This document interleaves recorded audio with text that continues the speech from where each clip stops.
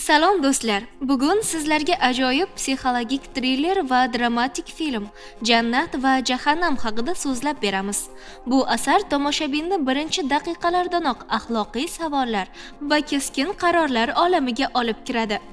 Film voqealari Nyu-York shahrida bo'lib o'tadi. Markazda mashhur musiqa magnati David King turadi. U nafaqat biznesmen, balki o'zining mukammal ovozi bilan ham tanilgan shaxs. Ammo uning hayotidagi eng katta kurash rekord kompaniyasi ustidan nazoratni saqlab qolish. Kompaniyani sotilishdan asrab qolish uchun King barcha mablag'ni sarflab, nazorat paketini qo'lga kiritadi. Ammo oradan ko'p o'tmay hayoti butunlay o'zgarib ketadi. Noma'lum shaxs uning 17 yoshli o'g'li Trey o'rniga xato qilib, Kingning haydovchisini o'g'lini o'g'irlab ketadi. Bu yerda qarorni sen qabul qilmaysan. Men qaror qilaman. Tushundingmi, ablah? Jinoyatchi farzandni qaytarish uchun 18 million dollar to'lashni talab qiladi va agar talab bajarilmasa, o'smirni o'ldirish bilan tahdid qiladi. King uchun bu kutilmagan sinov. U o'z bolasini emas, birovning farzandini qutqarish uchun butun boyligini xavf ostiga qo'yish kerak. Bu vaziyat uni nafaqat moliyaviy, balki axloqiy tanlovga ham majbur qiladi.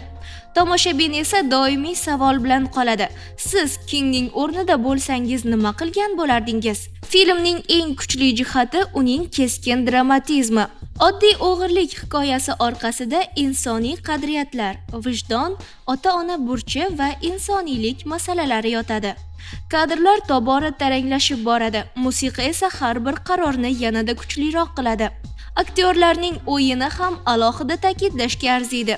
David King obrazi orqali biz nafaqat muvaffaqiyatli magnatni, balki ichki dunyosi bilan kurashayotgan odamni ko'ramiz. Bir qaror uning butun hayoti va kelajagini o'zgartirishi mumkin. Jannat va Jahannam nafaqat kriminal voqea, balki falsafiy savollarni ham ko'taradi. Inson hayoti puldan ustunmi? Birovning bolasini qutqarish uchun o'z dunyongizni qurbon qilish kerakmi? Shu savollar film davomida tomoshabinni o'ylashga majbur qiladi. Umuman olganda Jannat va Jahannam bu sizni nafaqat hayajonda ushlab turadigan, balki o'zingizni ham sinovga qo'yadigan film. U tomoshabinni bir vaqtning o'zida ham taranglikka, ham o'yga soladi.